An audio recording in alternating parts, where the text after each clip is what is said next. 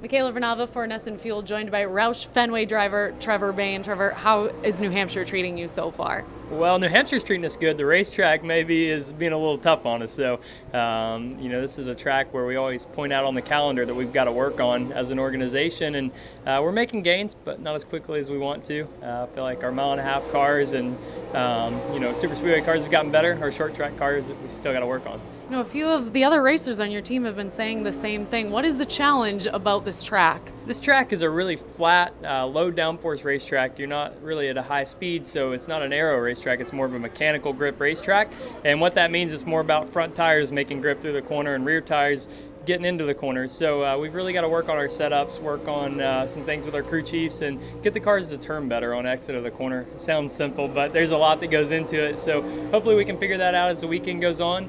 This race here, you never know what's going to happen, so you just got to keep yourself in the game and be close. Sometimes it comes down to fuel mileage races. Sometimes it comes down to making sure you don't get in the crashes. So we just got to do that well. I know it takes a lot of practice, and you guys have a lot of stuff to figure out, but will you get any downtime to explore New England at all while you're here? We'll have a little bit of downtime. So every city that we go to, I like to get out on my road bike and go for runs and stuff. So after qualifying here, I'll go out on a road bike ride and check out this area. But as far as going up to Boston or anything like that, Sunday after the race, we're going to Boston for a little bit, and we have an event on Monday. So we get to play a little golf there. I'm not very good at golfing, unlike my teammate Ricky Stenhouse. So that's not my deal, but I'll be involved in it.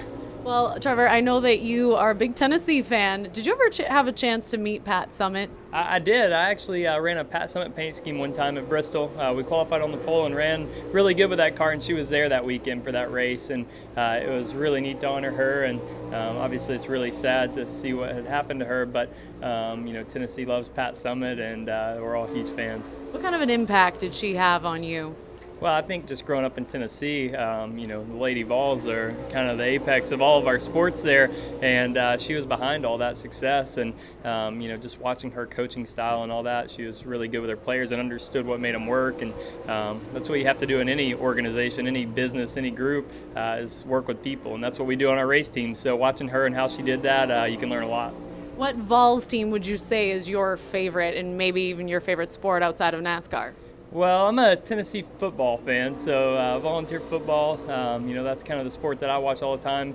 College football is my favorite sport outside of racing, probably, and outside of action sports. I love watching Supercross and stuff like that. I've been watching the Tour de France a little bit. I get on my bike. I'm not as fast as those guys, but I enjoy those kind of sports, and then if it's stick and ball sports, football for sure. Do you have a prediction for Volunteers football when fall rolls around? I think it's going pretty good right now. We're headed the right way. So obviously they have a big game this year at Bristol Motor Speedway playing against Virginia Tech. Could be the biggest game in NCAA history. So that'd be a cool game to watch.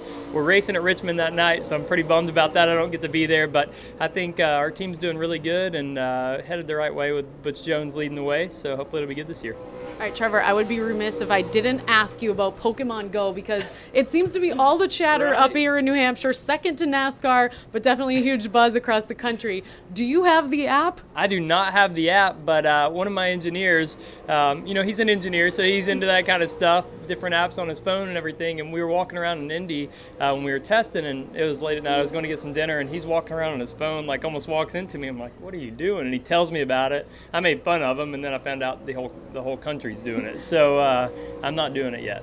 Well, I also just want to ask you about your radio chatter, because I have to commend you on how do you keep your cool out there? You are so calm and respectful. I mean, we hear some of the other guys saying some kind of bad words. How do you keep it together out there? Yeah, I think you got to remember there's a lot of people listening on the radio, and you got to be an example, but it is tough sometimes. You get in those situations, and you're going back and forth with your crew chief and other drivers, and you just got to remember people are listening. And I've got a 7-month-old daughter, so I've got to be an example for her, and not that she can understand what I'm saying yet, but it's just important to keep your cool, and that's how you execute races and do well, I guess. Well, Trevor, hats off to you for that, because that's impressive composure. Thank you. Thank you so much for your time. We appreciate it. Thank you.